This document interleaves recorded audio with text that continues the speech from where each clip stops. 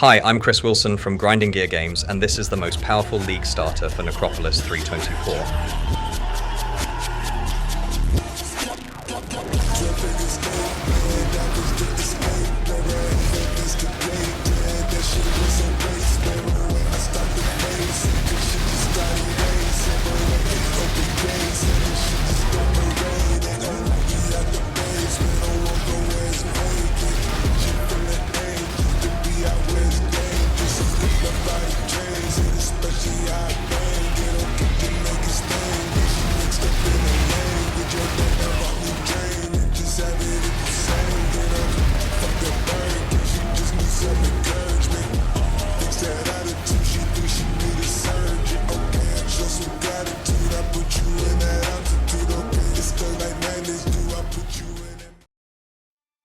Core mechanics.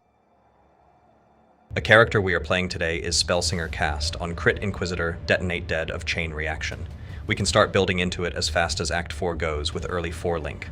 The path of building link below this video contains all the stuff with early progression and yellow gear for starters, which is enough to have a feel-good experience, even without having a full unique item setup.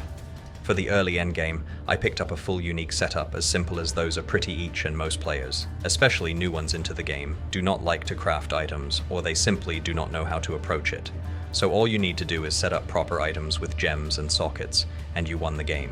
When it comes to really late game like week 1, I haven't decided yet if I will be pushing this build for all content or swapping to something else. It all depends on incoming patch notes. I will update path of building links as we go into League. Skill gem setup.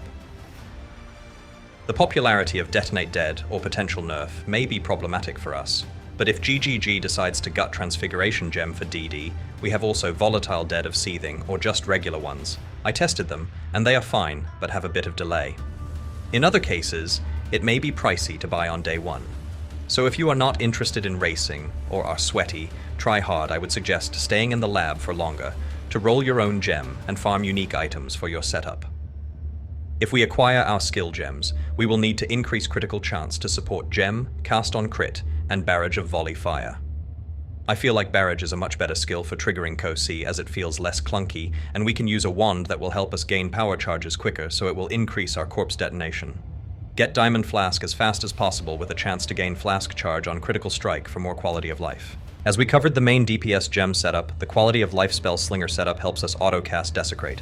Unfortunately, this is pretty mana hungry early, so we will need some mana flask before we find ourselves mana leech to sustain mana for it. The rest of the gems like Arcane Cloak, Shield Charge, and movement skills you can set up on your own, depending on your preference. Do not forget to add Mark on Hit and Assassin's Mark, so have an easier time dealing with a single target. Meanwhile, try to level up Race's Spirit Gem for Desecrated to maximize damage output. The tech is explained at the end of the video. Slap Precision Aura on your setup too. Uniques. For a wand, we need to get Eclipse Solaris Engraved Wand, or any wand with critical strike chance.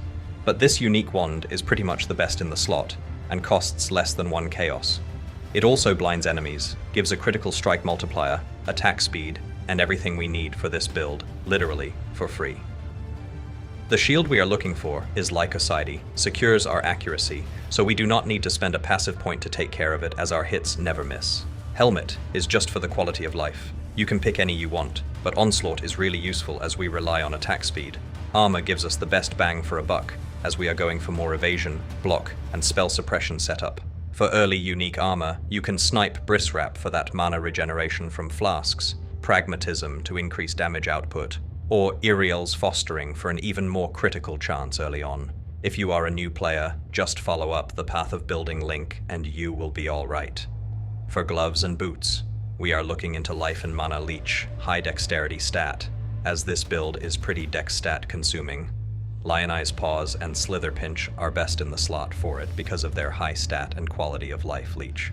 Worm's Molt is a must-have for the belt, so with it we will never struggle with early endgame survivability and mana management. It gives us a lot of stats too, which is important, as Inquisitor's Ascendancy Righteous Providence gives us a lot of critical chance for stat stacking.